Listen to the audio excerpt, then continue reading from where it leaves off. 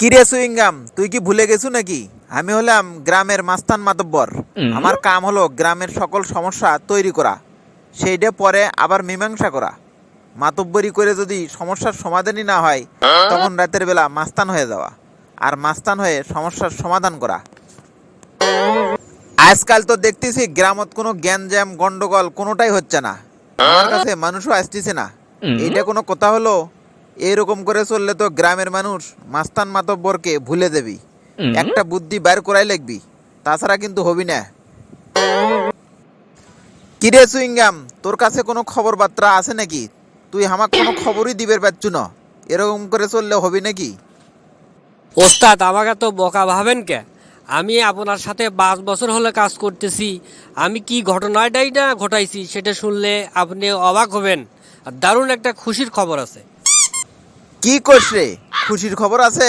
তাহলে তো খুব ভালো। কি খুশির খবর, তাড়াতাড়ি ক। ওস্তাদ আমাগারে পাড়ার মামুন গতকাল ওর বউকে ধরে তো সেই মার দিছে। এমন মার দিছে মামুনের বউ তো হেগে ফেল দিছে। কি করছ রে? তাহলে তো মামুন সেই রাগ করছিল। কি হয়েছিল রে? হ্যালো বান্টিতে নিশ্চয় মার দিছে। হ্যাঁ ওস্তাদ আপনি ঠিকই ধরতে পারছেন। তাহলে শোন, মামুনের তাড়াতাড়ি বউ ছেড়ে দেবের কথা বলে আসেক। আর তা না হয় মামুনের বউকে তাড়াতাড়ি আমার কাছে আসফের ক। তাড়াতাড়ি যা।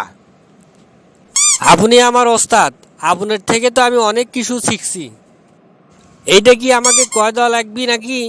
আমি মামুনকে কষি আজ রাতে ওস্তাদের কাছে যাব আর ওই বউকে ছেড়ে দেবো।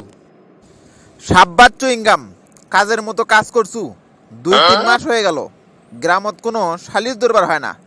সপ্তাহে সপ্তাহে যদি না হয়, মাসে অন্তত 2টা বিচার সালিশ করাই লাগবি।